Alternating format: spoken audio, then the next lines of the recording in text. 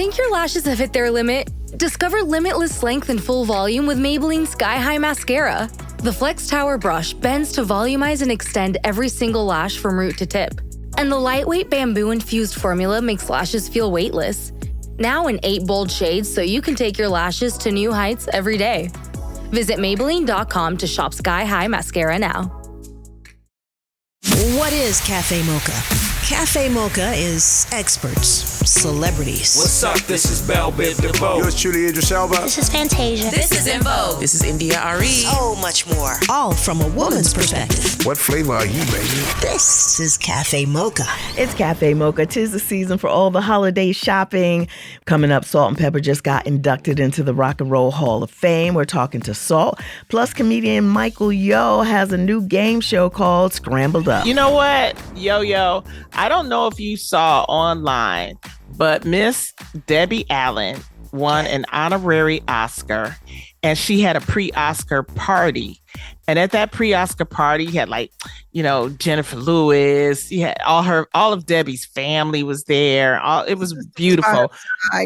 But Tom Cruise, honey, was up there doing the ones and twos and the doo-wops and feeling it. DJ D-Nice actually DJ'd it, and it has gone viral of Tom Cruise and Debbie Allen dancing. Did you get to catch it?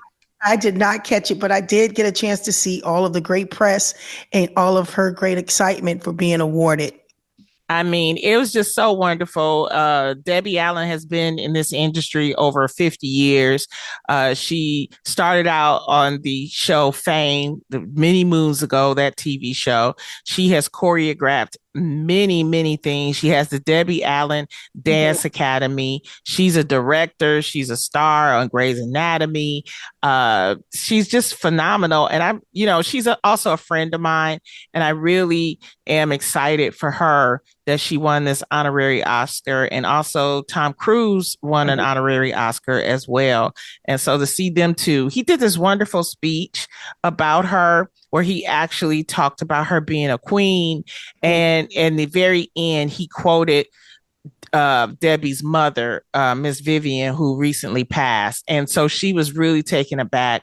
Wow. And I mean, to me, that's what giving flowers is about, when you think about someone like Debbie Allen and what she does. So we just want to hear at Cafe Mocha give a big, huge congratulations to her on receiving it. When I went back to school at 30, and I did some research, I didn't know what to take up. I went to Bergen College in New Jersey. I didn't know what to take up. And they said, well, just who are some of your mentors or some people you look up to in the industry? And I looked up Debbie Allen and I said, what did Debbie Allen go to school and get her associate's degree in? And it was liberal arts. And so I went to get my associate's degree in liberal arts because of Debbie Allen. I looked her up and walked in her footsteps. Oh, wow. That is awesome. I love her. We're talking about Black women in celebration. Earlier this month, Sherry Shepherd, our friend of the show, received her star on the Hollywood Walk of Fame. I attended. Sheila E. was there. Tyler Perry, Niecy Nash, Kim Whitley and we just want to give her a shout out because you all know she's part of our sister podcast on the Mocha Network, Two Funny Mamas. But to see her Yo get her star on the Hollywood Walk of Fame, you've been to those ceremonies, haven't you? I've been to those ceremonies with all of my hip hop brothers and sisters. I mean, she was just so, she dressed like she was, a little Miss Sunshine, a little purple dress, and her hair was, coiffed. And Tyler's, of course, got up there and said some just wonderful words. And Tom Joyner was also there. And he said some wonderful words. And, just the thing, though, I was not expecting. I was attending, but I wasn't expecting to be taking pictures because were you taking pictures? Were you the camera girl? I started taking pictures, but also it was the way I was dressed. I looked like I was coming from a soccer match. And so she, Sherry was like, Lonnie, come up here, take a picture. I was like, okay, shout out to Simone, her publicist, You were in the pictures. yes. And I had to get on the star with her. And I was not expecting that. And I was like, ooh. Well, Lonnie, you are a big superstar. And when people see you, people want you to be a part because you show so much love and you support so many people. They definitely cannot leave you in the crowd. Well, we just want to give a big congratulations to Sherry Shepherd on her star on the Hollywood Walk of Fame. And something else. Salt-N-Pepa. Yes. To the Rock and Roll Hall of Fame. Yes. And Outkast. Shout out to Salt-N-Pepa and Spinderella and Outkast. Such a big moment.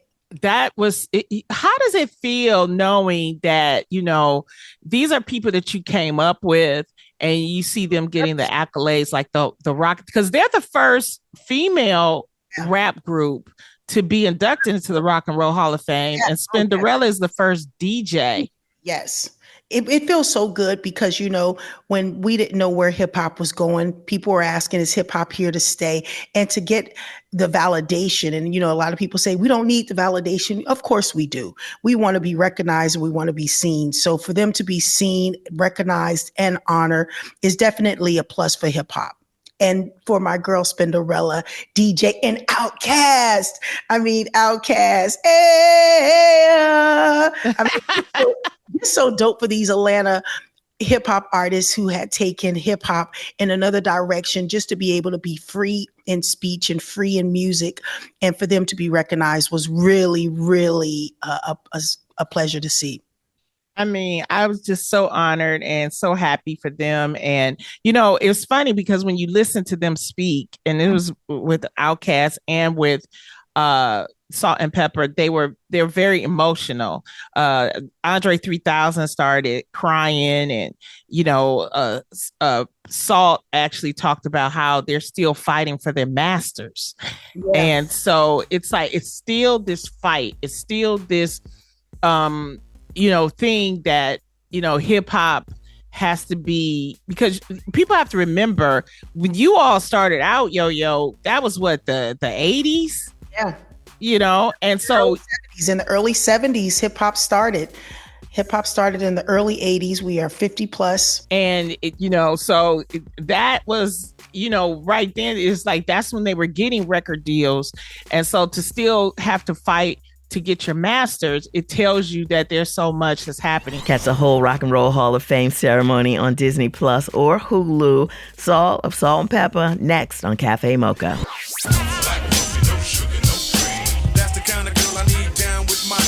Standing in solidarity from a woman's perspective.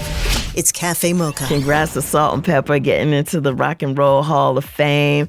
Earlier this year, Cafe Mocha talked to Salt. It's been 35 years since Salt-N-Pepa dropped the album that included one of their biggest songs, Let's Talk About Sex, Baby. Black's Magic came out 35 years ago. We're getting old. Welcome to Cafe Mocha, one half of Salt-N-Pepa. What's up, Salt? Hey, what's up, guys? How y'all doing today? Oh, it's always a pleasure when we're talking to you, Cheryl. Yes. I love when you say Cheryl. Now, what do you think made this album such a great album? Black's Magic. It was actually a pretty crucial time, because we had hits, but that consistency is very important. So I remember there being a little bit of pressure, but for me specifically, it was really when I started taking the creative reins from Herbie, me and Pep actually. So it was my first time actually been writing, but then started producing. And the best thing about that album for me is that it was the first Expression was the first song that I ever wrote and produced on my own.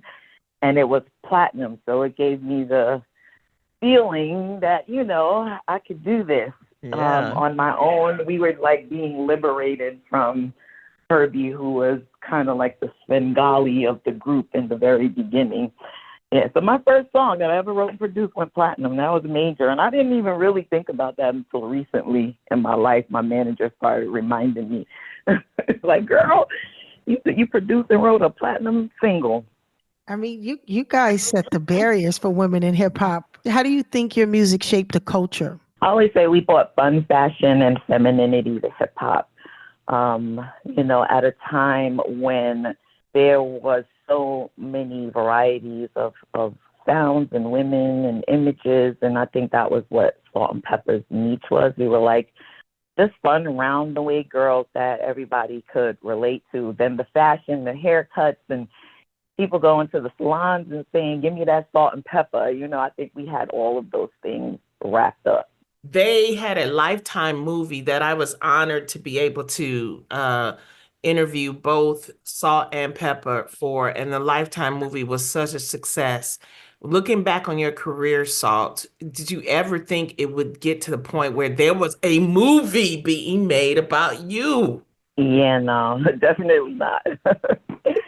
I always knew that it would be something great because I just had this feeling. I was fresh out of high school, my first year of college, when I met our producer, Herbie, who was also my boyfriend. And I just remember the first time I got on the mic, like I didn't really know what I wanted to do with my life. I definitely did not belong in school because I barely graduated high school. I got out by the skin of my teeth, not because I wasn't smart. I'm just not wasn't a school person, Mm-hmm. So when I met him, I got on the microphone and I was like, yo, this is what I want to do. There's no plan B for me. It just made me feel like purposeful. It made me feel like it was what I was meant to do. So in my mind, I always knew it was going to be great.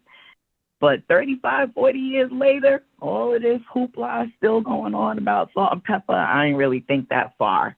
So yeah, I'm honored.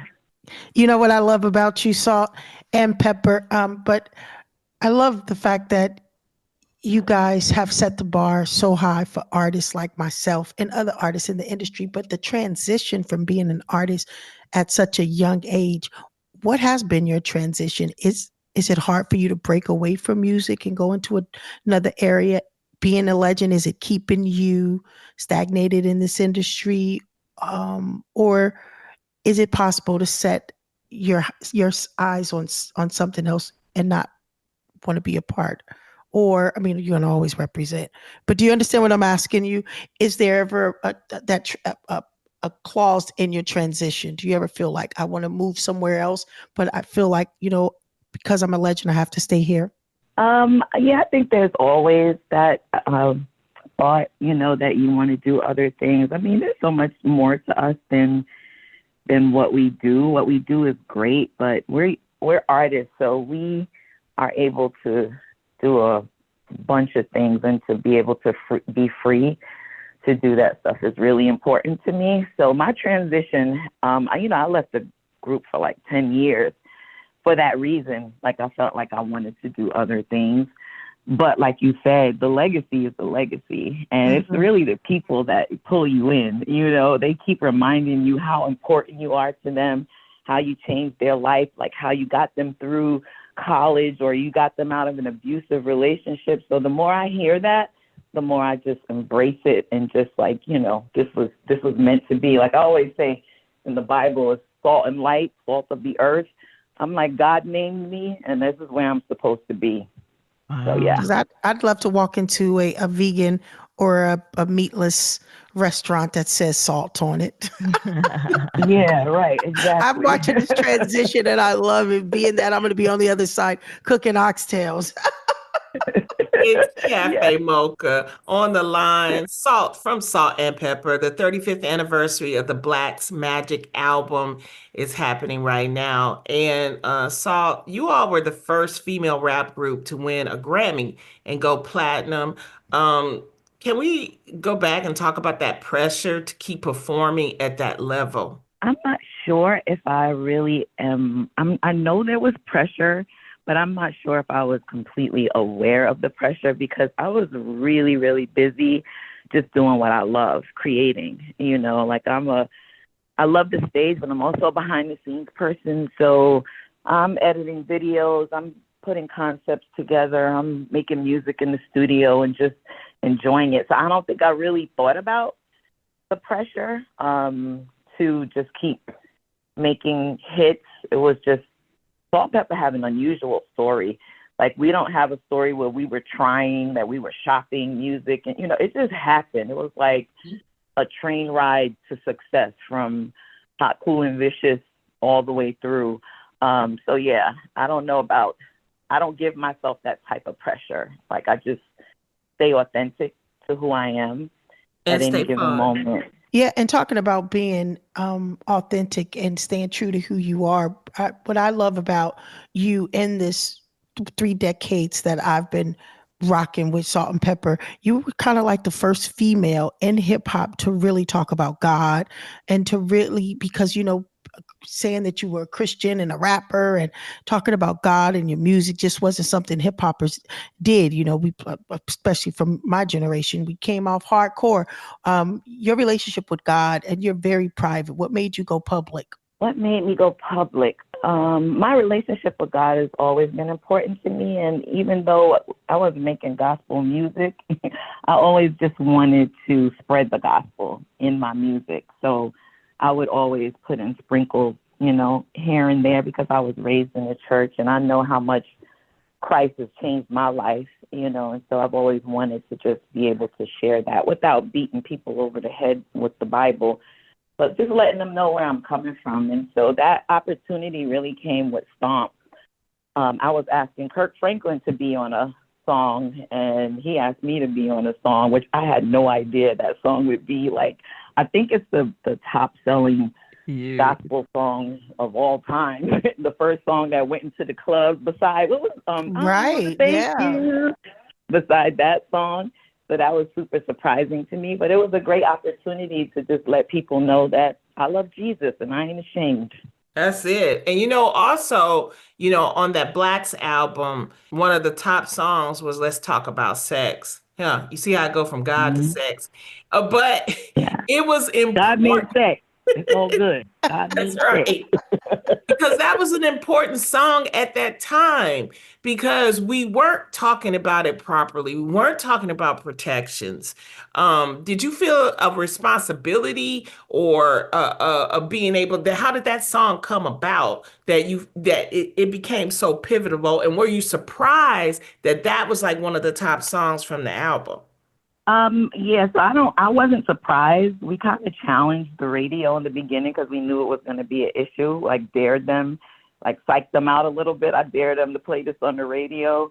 And Salt-N-Pepa, we've always felt somewhat of a responsibility because, you're on stage and you see a lot of young people in your audience. So it's always in the back of your mind to be able to impart some wisdom or something. So the song was really focused on the fact that we don't talk about sex, right? And there's so many things that happen because we're not communicating with our children, with the youth about sex. So it was to promote responsibility.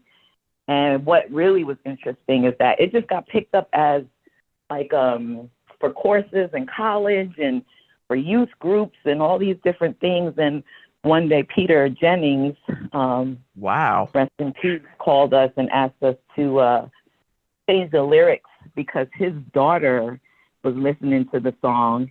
He didn't like that she was listening to the song.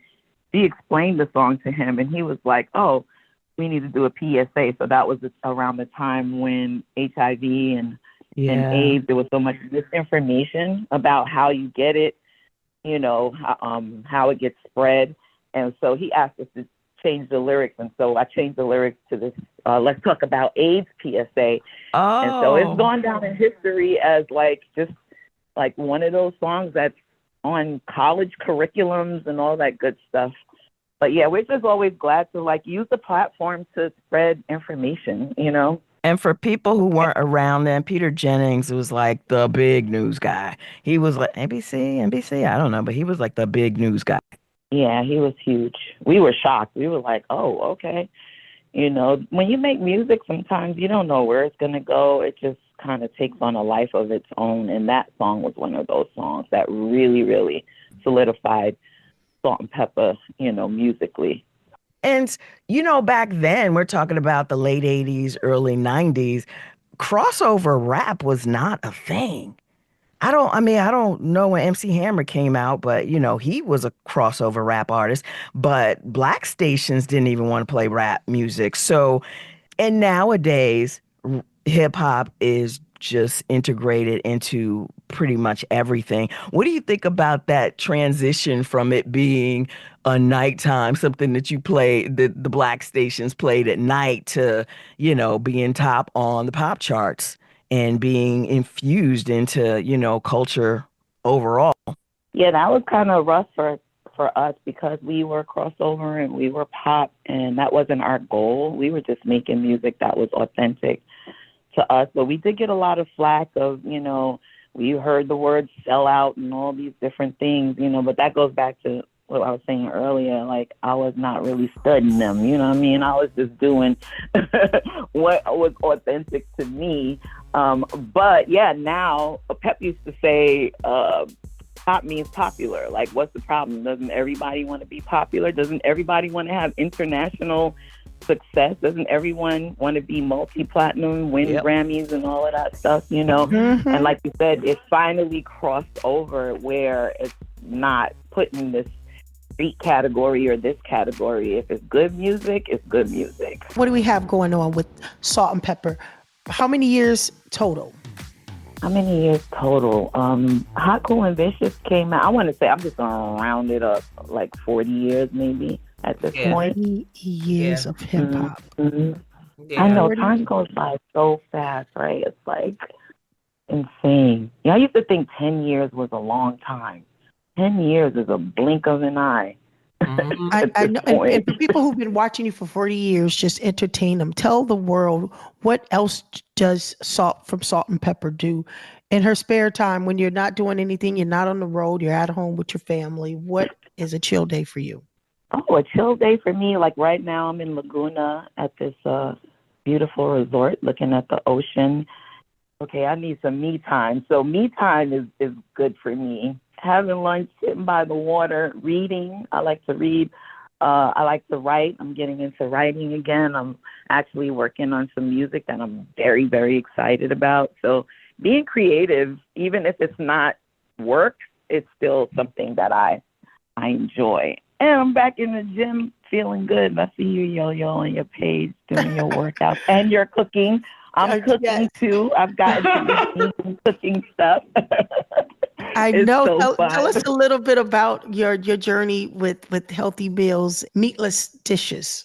So my daughter is a vegan. I'm not all the way vegan. I'm 80-20. Give me time, guys. I'm working my way there. But I enjoy vegan meals because she's been introducing me to all these different restaurants. But she had like a series of like ailments. When she was little, she had gastrointestinal issues. She had eczema. I just go on and on. PCOS, like there's like polyps on her uterus, and she was just suffering a lot. And she realized it was because of her diet, and that with meat, it makes her body acidic. And so she really healed herself through food, which I thought was fascinating. So I started cooking meals for her. And I just found that I enjoy it because you kind of got to be creative when there's no meat.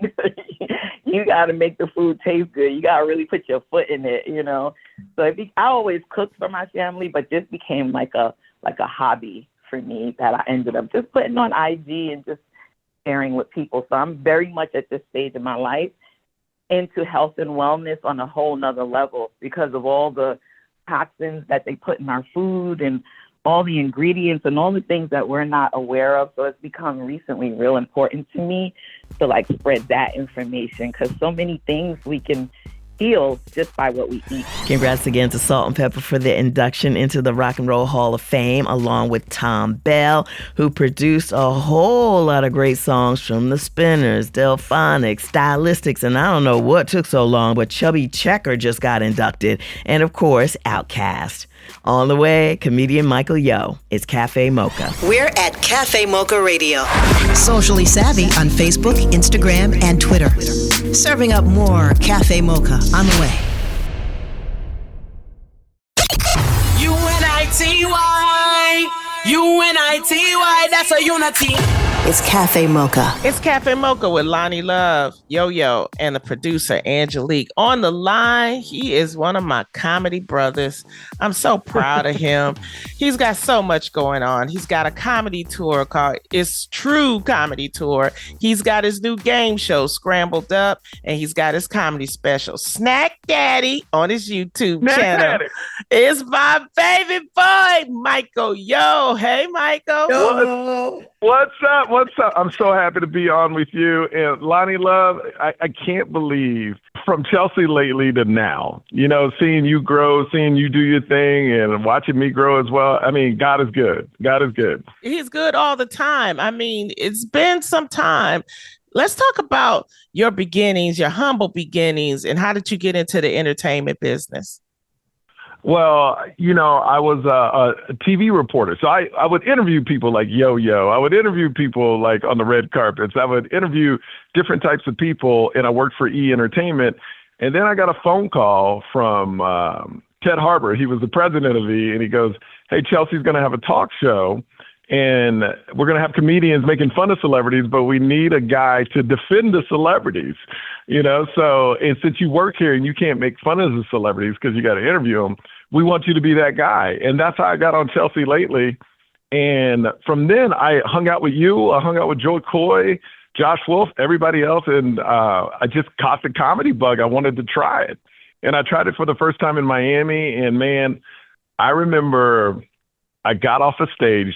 It went well, like a lot of people's first time. A lot of times it goes well because you got a lot of friends in the audience. So I called my mom and said, this was what I was born to do. I really felt like this is why God put me on this earth, to do comedy. And I've never looked back ever since. Wow. I mean, you have really been, I believe, like the true hustle in a person that believes in what they do, and you just put it forward, you know, and you've got so much happening for you. Let's first of all talk about your new game show. It's called Scrambled Up. Tell us about it.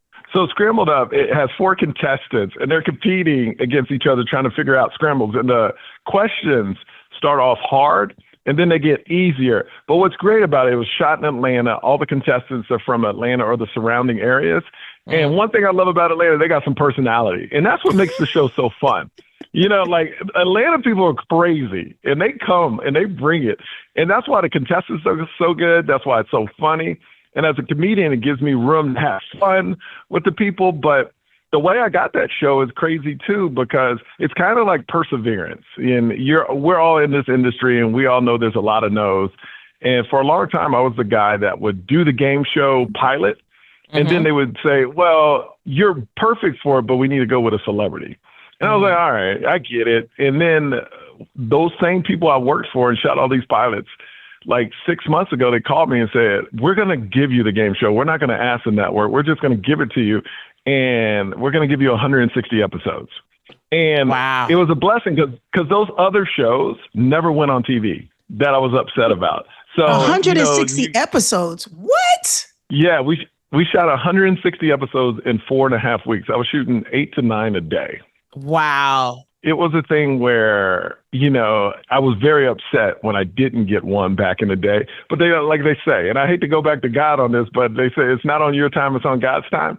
And to get that phone call and say, you got 160 episodes instead of 8 episodes I missed out on in the past. See, it was a blessing. So I love it. And I was born to be a game show. I love doing it. You know, it fits me. Yeah. Your personality is so, you know, friendly and outgoing, and I can see it. And your energy. How do you keep up this energy? Yeah. Oh, I love it. You know what, Lonnie, you know, I almost died from COVID. This is my second life. I'm so lucky to just be alive. So I approach every day. Like I see my kids, like when I almost died from COVID, my son was 3 and my daughter was 2 months old. Now my son is 8 and my daughter is 5 years old. So, man, I wake up excited every day just to be able to see them grow. And I don't know. It's just I have a different angle on life where I'm just excited to breathe because I was very close to dying during COVID. So that's why people always say I sound excited because I'm just excited to be alive no matter what I'm doing. So. Because I was concerned because I saw the post and, Claire was giving us updates. That's his wife, Claire. Yeah. But what was really going on and what did you do to overcome it? Well, it was the doctors. And I'm still friends with my doctor. What happened was they closed down everything. And I was in the hospital the day after. They didn't even know how to treat it, Lonnie and Yo-Yo. They had no idea on how to treat it. So anything that was on TV, it was in my system literally 30 minutes later. The hydrochloroquine, any drug they said on TV they were trying out, it was in my system. And I was in there for 8 to 9 days, and they couldn't keep me longer because they had so many people. When I got there, I was the only person in ICU. By the time I left, they were wheeling people out that died. The hospital was packed. And I remember they were supposed to let me go day 7, but I was literally dressing and they run into the dressing room. I mean, into my room and say, lay back down. We just let a person go home and they died. And that's how crazy it was. So I got back into bed because they said people were going home and relapsing. And then when that happens, you can't get back in the hospital because it was too crowded, too packed. You couldn't even make it to the hospital. So literally the first day I went in there, they said to my wife and kids, say your goodbyes because you can possibly never see them again. Oh, my God. Yeah. So it was so sweet. I tear up about it, but my wife would drive by the hospital every day and send me videos, of just parked outside with the kids and then saying, and that's why I'm so excited about life. Yeah, you got your swagger back. I did. You got and it's your even swagger more now. back. That's right, yo, I got it back. And that's what it is. It's what can harm me now? I'm just excited. I'm living a second life. So I'm just doing everything I want to do. And I'm having fun, treating people right. And man, it's all about my kids and my wife and watching the family grow. So I was lucky to get through that. And the doctors, I'll tell you one last thing. The doctor, I went to St. Joseph's in Burbank. That's where they took me. Mm-hmm. And the doctor I got, luckily, wasn't a traditional doctor. He was more of a holistic doctor. And my temperature was at 104.9. It was crazy. And I was hallucinating, but I heard this conversation and I heard the doctor say, if we put him on a ventilator, he's going to die because his body will stop breathing on its own. And that was what saved me. It's because I heard him fight people. Don't put him on a ventilator. And later you found out, and this is from a couple of doctors, and this is not confirmed, this is alleged, but allegedly they were putting people on ventilators because it's almost like, this will give us a week, 2 weeks to figure it out. Damn. It's almost like putting them on ice. You know what I mean? Let's put them on ventilators because we're going to figure this out real quick and then we'll know how to treat it and bring it back. But that didn't happen. So, and I asked him once I recovered, I said, did you say that? And he goes, I don't know how you heard that because you were out. Wow. So yeah. So it's crazy. Wow. I mean, so what was the turning point that you got better during your illness? It in the hospital or when I got out? Because I was sick a year after. I still struggled from it for a year after. The turning point was a year after I finally started feeling normal. Okay. But I had to do a lot of rehab. I had to work out a lot, build my strength back up. It was tough. I was in isolation because this is early. You remember they didn't have tests. Right. So you got one test every week. Luckily, because I had a contact. So I got one test every week. I was in isolation for almost 62 days. Wow. You know what? It would be you, Michael Yo, that we have a pandemic and you get it. You the first person. You just got to outdo everybody. No, but it's so true. I was on stage in New York. I did Gotham the weekend before I got sick. And that was a super spreader event. Literally, my poster was up at Gotham for a year and a half after that because everything closed down.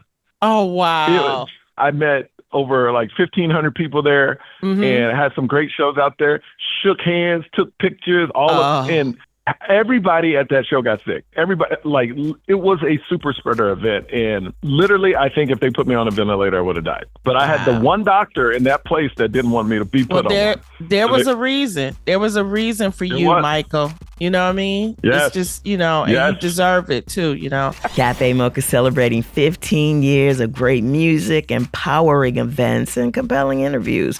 And if you want to check those interviews out, go to our podcast, wherever you listen to podcasts, and type in Cafe Mocha Radio. Then click subscribe. Here's your dose of espresso. Strong, hot news now. This is the Espresso. I know you heard about the 2 black pregnant women who were mistreated by the hospital. One lady was told she wasn't properly dilated, and they escorted her from the hospital. 8 minutes later, she gave birth in the car. When people learn about the statistics of Black women being 3 times more likely to die around childbirth, the maternal mortality of Black women is 3 times higher than that of white women and other ethnic groups. They wonder why. This is why. And remember the guy who was shot by NYPD after leaving his bachelor party? They shot 50 rounds into his car. He was killed on my wedding day at 4 a.m. in the morning. 4 a.m. in the morning. We were due to get married at 6 p.m. Aftershock, the Nicole Bell story, currently in theaters. Actor-rapper Childish Gambino has been going through it. He had a stroke, multiple surgeries to repair a hole in his heart, but he's got a pretty good attitude. Now, everybody has 2 lives, and the second life starts when you realize you have one. You got 1 life, guys. That's the Espresso. UNITY, UNITY, that's a unity. It's Cafe Mocha. Cafe Mocha with Emmy Award-winning talk show host Lonnie Love, hip-hop diva Yo-Yo. I'm the producer, Angelique. We're on the line with comedian Michael Yo. Talking about him getting better from COVID, but he's, has a renewed sense of life. He has a new comedy special called Snack Daddy on his YouTube channel. Cracked up when I heard it. Listen, I cracked up when I heard Snack Daddy. I mean, it does have a double meaning, like I'm old, but I'm trying to look good still, I'm a snack daddy, and then at the house, the true story, all I'm responsible is for snacks. My kids always, the way they go, can we have a snack daddy? Can we have a snack daddy? So they would keep asking me for snacks, but the problem is they went to school and told the kids at school my name was Snack Daddy. So I went to school to read a story. I opened up the door. All the kids are like, Snack Daddy! And that's where it got weird. So that's where the name came from.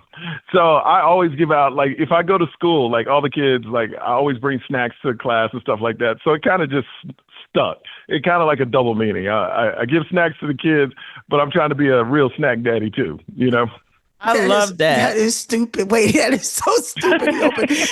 Open up the door and all the kids say, Snack Daddy. Daddy, I know. But I had donuts. I had like all kinds of snacks for them too, though. So can we talk about, growing up, because you are of mixed race. Yes. Explain your how you grew up and your parents and your heritage.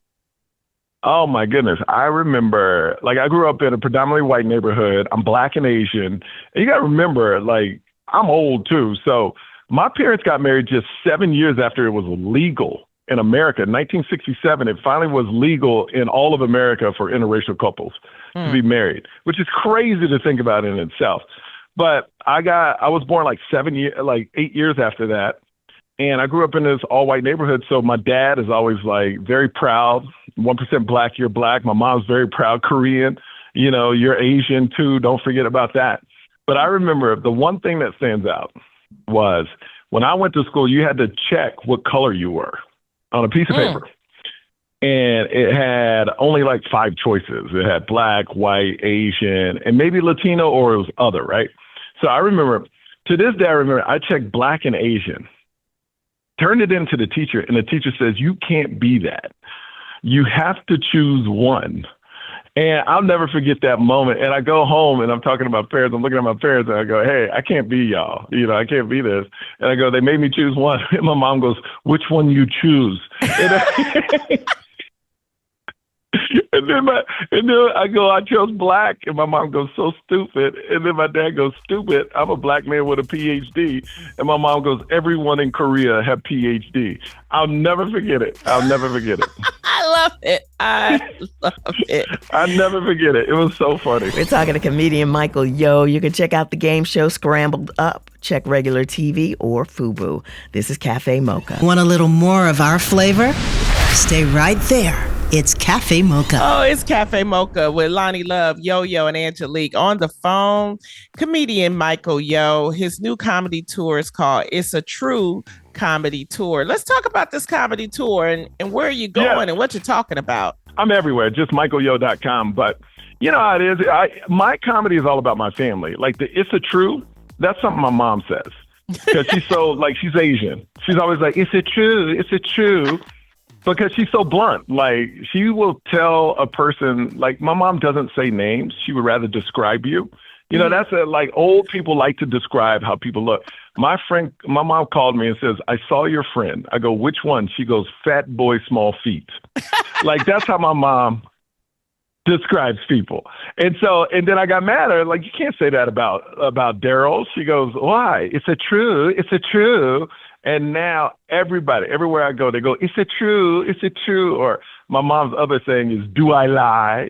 Because she'll call you out. She'll be like, oh, if I'm not telling the truth, do I lie? And I mean, she's mean about it, but she is telling the truth. She is telling the truth. You know, he is a fat boy with small feet. I mean, no, you're not lying, Mom, but you don't have to say it. That's hilarious. I love that, you know. And the other thing that I love, you know, because it is the holiday season. Can you believe, Michael, we're almost at the end of 2025? Like, it's crazy. It's crazy. And every year for New Year's Eve, you do a show for Next Star, and it airs out here. Can you talk about that and how exciting it is to, you know, bring in a new year working? Yeah, no, you know, like even comedians, we rather get paid on New Year's Eve than spend money, you know. But this Next Star show, this is the first year it's going to be nationwide on over 100 stations that Next Star owns. And it's great because when we first started, it was on in 12 markets. Next year was on 24. And then last year was on 60. And now it's going to be on all the country. Every station they own is going to be on. So wow, it's, you know, you writing the jokes, you know, you're putting on the shows, you're doing reporting, you're doing interviews. Where do you get that work ethic from? My dad and my mom. I don't want to say we were poor growing up, but we didn't have much. It doesn't matter if you're rich or poor. If you have a black father, they're going to tell you need to work for everything. My dad never gave me anything. And then my Asian mom is the same way. You know, now my mom grew up poor. My dad grew up poor. My dad grew up in Fifth Ward, Texas. It was interesting. Like, he got a PhD in nuclear physics. But back then, this is what's crazy. Back then, he told me he didn't even know he was poor because he lived in an all black community, all black neighborhood, but they never went outside that neighborhood. So he never knew he was poor. And then once he went to college on a scholarship, that's when he actually saw racism and stuff. My dad said to get to college, he had to score the highest score at his high school, then take the test at against white kids and score the highest score out of them to go get a scholarship. And he did that. So he's always said it's all about the work. And he goes, back then what's great is why black people really value education back then was that's the only way you could show you were equal, because they couldn't take the knowledge from your head, you know, and the work ethic. And he always taught me that. So I put in the work, you know, I laid the groundwork. The second time around, you didn't put it in the work. Nothing can stop you. You all the way up. I'm all the way up. Yeah, you know I am. No, but it was real. It was real. Like, I wasn't nervous at all. People like, you know, no, because I'm prepared for this moment, you know? Michael Yo, we love you here at Cafe Mocha. All of our listeners, we feel like we've watched your success climb the ladder. We are so proud of you. We want to know, where can we find you if our listeners want to keep up with you? Where can they go and keep up with you?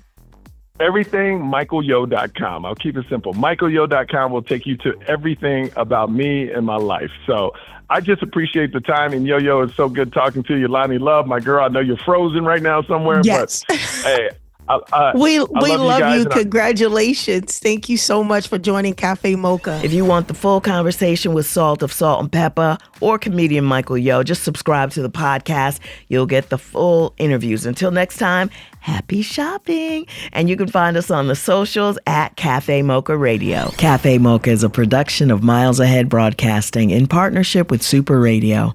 Executive producer Sheila Eldridge. For comments, booking, or more information, visit cafemocharadio.com. Hey, Ryan Reynolds here.